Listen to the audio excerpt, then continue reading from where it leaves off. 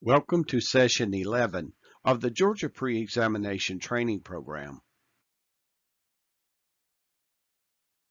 The main topics for this presentation are arthropods and insects, basic insect biology, as well as information on some of the commonly encountered pests.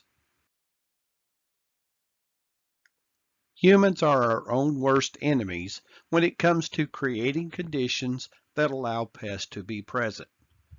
These are referred to as conducive conditions. All organisms, including pests, must have food, water, and shelter, also called harborage, which give pests a place to live and hide. As a pest management professional, it is critical to properly identify the pest or pests and the conducive conditions that cause the pest to be present.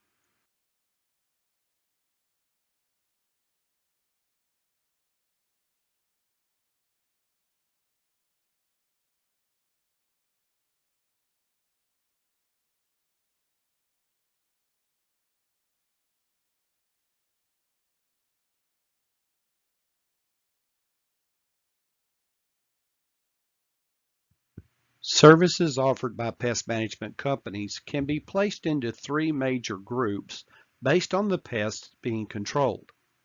Services can be offered to control insects and other arthropods such as mites, ticks, and spiders, to control vertebrates, which includes rats and mice, and the last group of services are to control or prevent wood decaying fungi.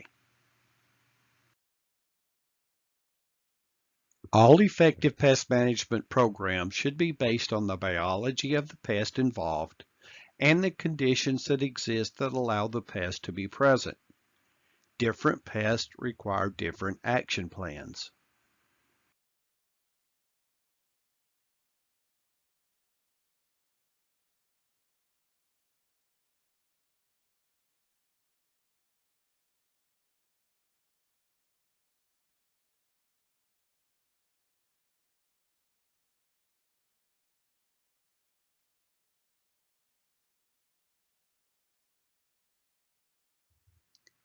The arthropod group includes animals such as insects, spiders, mites, and ticks. These animals share some characteristics with humans, such as having a central nervous system, having striated muscles, which are attached to the inside of the exoskeleton of the arthropod, while our muscles attach to the bones inside our bodies, and bilateral symmetry, which means the left side of the body and the right side of the body looks the same.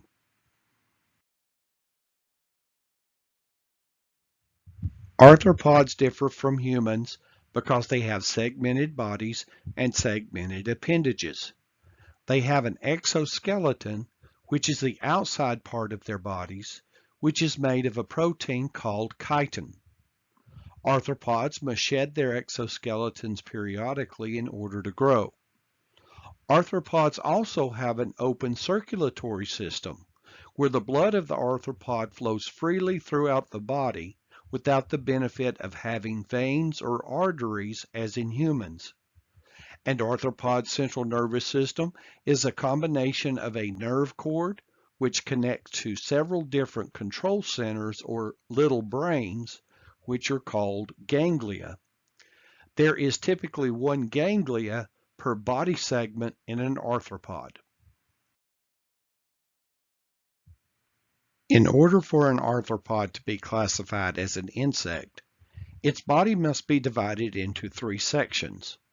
The head, which has one pair of antennae, the middle section called the thorax, which has three pair of legs and possibly as many as two pair of wings, and the abdomen.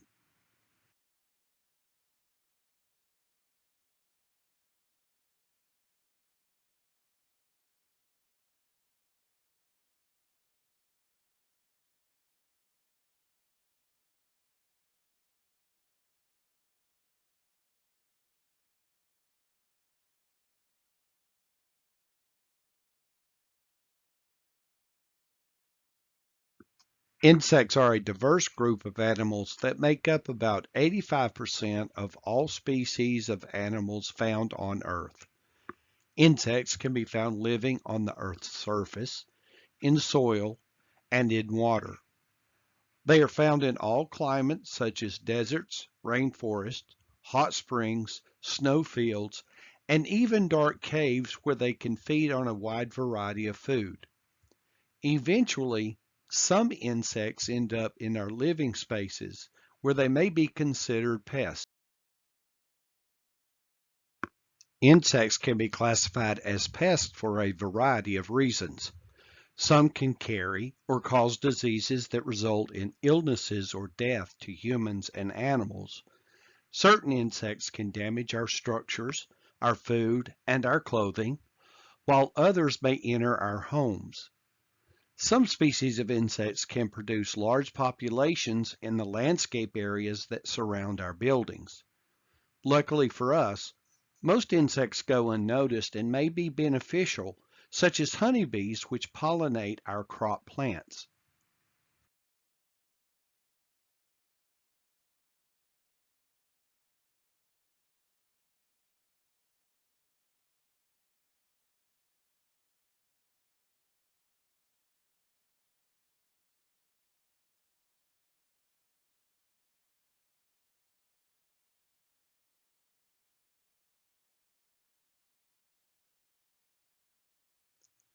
Adult insects are divided into 3 superorders and 32 orders.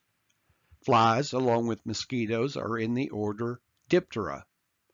Cockroaches are in the order Blottodia, and bedbugs are in the order Hemiptera. Additional ways to divide insect groups is by their habitats, their feeding habits, and the type of mouthparts they have. One of the most important ways to classify insects is the different types of development, which is called metamorphosis, by which they grow.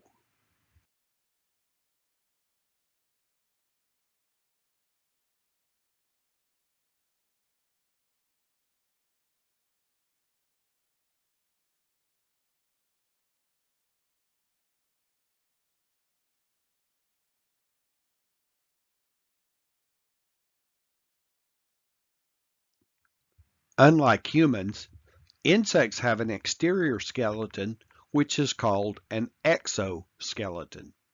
This exoskeleton gives an insect its physical appearance and is used in identification.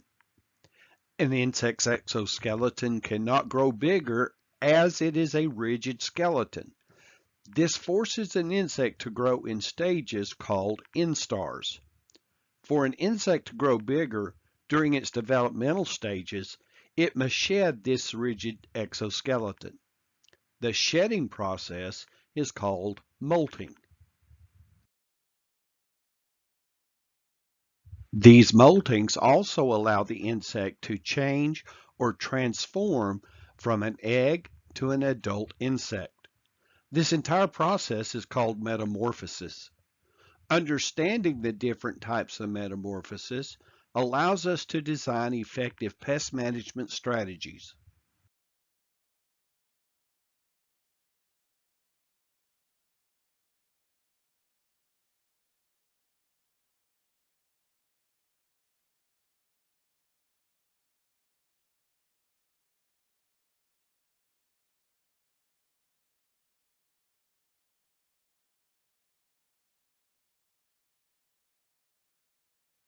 There are several different types of metamorphoses in the insect group. All begin with the egg stage and then several immature instars, which are the stages between each molt. Depending on the type of metamorphosis, these immature stages are called larva, nymph, or naiad. There is one type of metamorphosis that also includes the pupal stage, which is a resting phase between the last immature instar stage and the adult stage. And the final stage is the adult insect. Most insects do not grow or change after reaching this adult stage, which is also when the insect is sexually mature and able to reproduce. The first type of metamorphosis is called gradual metamorphosis. Insects that develop by gradual metamorphosis have the immature and adult stages that look very similar in appearance. The adult stage is typically larger and is also sexually mature. But other than the larger size, there is not much difference between the different instar stages and the adult stage. Examples of insects that develop by gradual metamorphosis that you may encounter during your career as a pest management professional are silverfish, bristletails, and springtails. The scientific term used for this type of gradual metamorphosis is called a metaboly.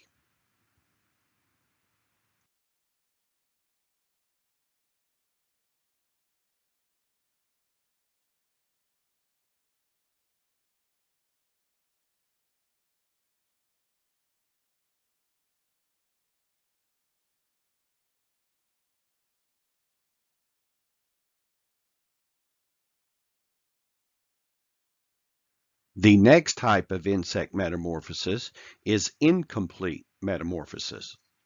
Insects that develop by incomplete metamorphosis have immature stages that closely resemble the adult stage. The immatures and adults have three body regions, the head, the thorax, and the abdomen, three pair of legs, but the immatures do not possess wings. Not all insect species will develop wings, and only adult insects have wings. So if you encounter a flying insect, this is the adult stage of that species.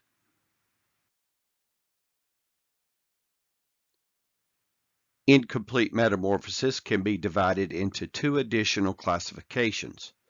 Parometabolous metamorphosis includes insects whose immature instars are called nymphs.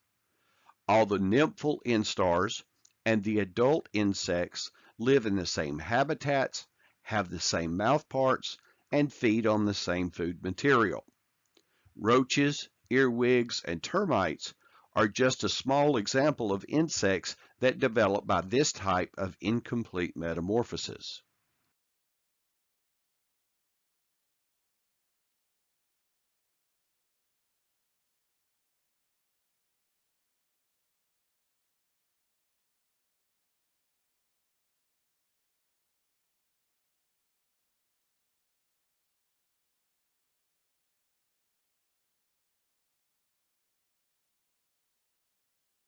This concludes session 11.